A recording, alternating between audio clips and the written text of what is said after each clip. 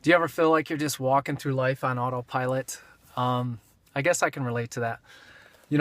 Recently I've been reading this book, and I've read it once before. Now I'm reading it through the second time. It's called The Way of the Peaceful Warrior.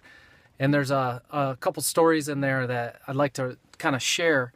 One is there's a town in old France. There was a king, and it was his birthday, and everyone was giving him presents and accolades, and everyone loved him. And then, fast forward a little bit, everybody in the town was poisoned, and they went mad. They went crazy.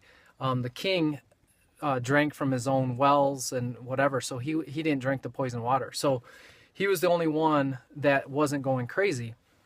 And then the rest of the town kind of looked at him like, hey, whispers were going around, like they looked at him like he was the crazy one, and no one shared his birthday anymore. No one, gave him accolades. No one respected him anymore.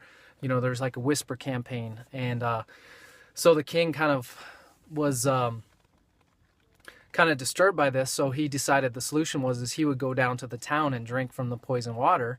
And at that point, everyone kind of accepted him and rejoiced in him again. And, I don't know whether we are supposed to join all the crazy people doing what everyone else is supposed to be doing, or we're supposed to be viewed as that crazy one that is really seeking the truth and is really looking out there.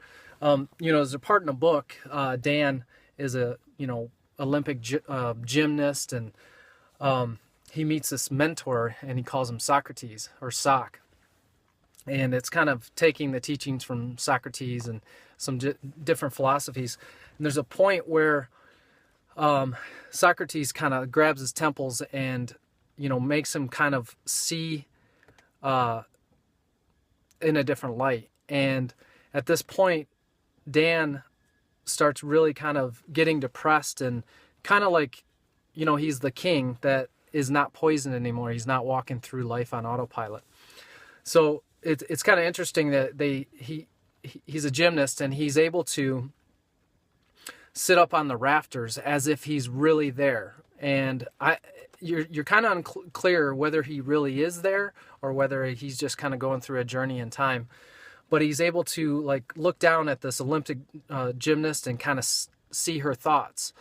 He's able to look into the crowd and kind of be more aware of what everyone else is thinking. Like, he's able to open up his eyes. He's not walking through life on autopilot anymore, just seeking knowledge for the knowledge itself. He's starting to be aware of his surroundings and be able to look through other people's eyes. And it just kind of made me think about, some things in my life. A lot of times we walk through life with the blinders on, like horses, and, in horse races, they put the blinders on them. We just walk through on autopilot, just kind of seeking knowledge, and not for the knowledge to turn that into skills, but just knowledge itself. And we ignore what's really going on around us. And we're not really seeing through the eyes of other people. So I don't know. It's a great book. I highly recommend The Way of the Peaceful Warrior.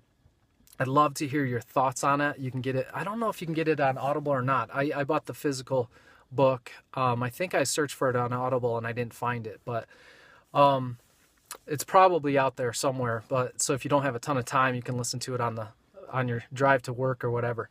But it's just really starting to open up my eyes. I'd love to hear your comments of maybe how this video that I'm sharing with you is kind of opening up your eyes a little bit of, how maybe you had the blinders on, and, maybe this video kind of opened them up just a little bit, or maybe you just that first point of recognition of just hustling through life. There's another part where he goes through this dream sequence and he sees his entire life, and the path that he's on right now, it scares the hell out of him, because he ends up alone. He ends up, waking up as on his six-year-old birthday, and he can see everything like he was when he was 6 years old, things that he'd forgotten about. But then it fast forwards all the way through the end of his life, and then he wakes up as he's dying. And then this really kind of disturbs him, and he feels like maybe that's the path that he's on unless he makes a change. So having that dream is a benefit, obviously, to be able to make some changes in your life. So maybe are there some changes that you need to take in your life? Comment below. Love to hear your thoughts. Have a great day, my friends. See ya.